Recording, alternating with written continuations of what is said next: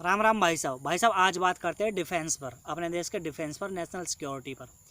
तो भाई साहब, हमारी तीन सेनाएं हैं। एक आर्मी है हमारी, एक नेवी है और एयरफोर्स है। भाई साहब, हमारी जो आर्मी है वो वाकई में बहुत ज़्यादा ताकतवर है, हर चीज़ से लड़ने में सक्षम है। एयरफोर्स है, उसमें अपग्रेड होने की उसे भी ज़रूरत है।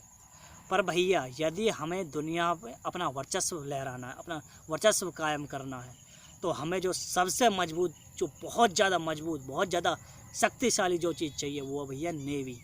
क्योंकि नेवी ऐसी पावर है जहाँ से आप बड़े बड़े एम्पायर्स देख लो, चाहे ब्रिटेन हो चाहे फ्रांस हो, उन्होंने नेवी के थ्रू ही दूसरे देशों पर कब्जा किया था पिछले उसमें। हमें कब्जा नहीं करना है, हमें सिर्फ अपना वर्चस्व कायम करना है और ताकतवर देश के रूप में उभरना है और ज़्यादा। क्योंकि हमारा देश अभी भी ताकतवर है, इससे और ज़्यादा हमें ताकतवर बनना है। जो हमारा हिंद महासागर है, जो हमारा भारत महासागर है, उसमें हमें अपना पूरा वर्चस्व कायम करना है। और उसके लिए एक स्ट्रॉन्ग नेवी का, बहुत ज़्यादा स्ट्रॉन्ग नेवी का होना बहुत ज़्यादा आवश्यक है। अभी आपने देखा, हम आज से कुछ दिन पहले INS ब्रह्मपुत्र, एक फ्रीगेट था, वो डूब गया था पानी में। ये हालत है हमारी नेवी की।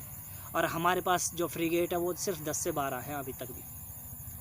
चाइना को देखोगे, USA को देखोगे ना भाई साहब, उनके पास तो मतलब कंपेरिजन का कोई वो ही नहीं है, 40 प्लस है दोनों के पास।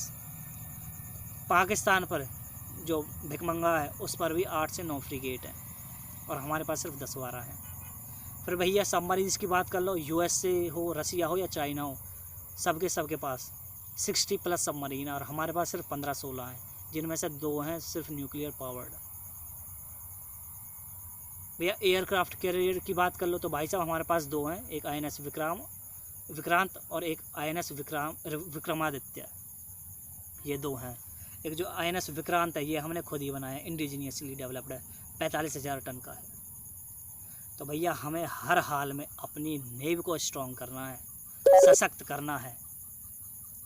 अपनी नेवी को स्ट्रॉन्ग करना, सशक्त करना है। हमें कम से कम 3 से 4 एयरक्राफ्ट कैरियर चाहिए। कम से कम अगले 10 सालों में 35 से 40 सबमरीन चाहिए, जो हमारे पास सिर्फ 15-16 हैं।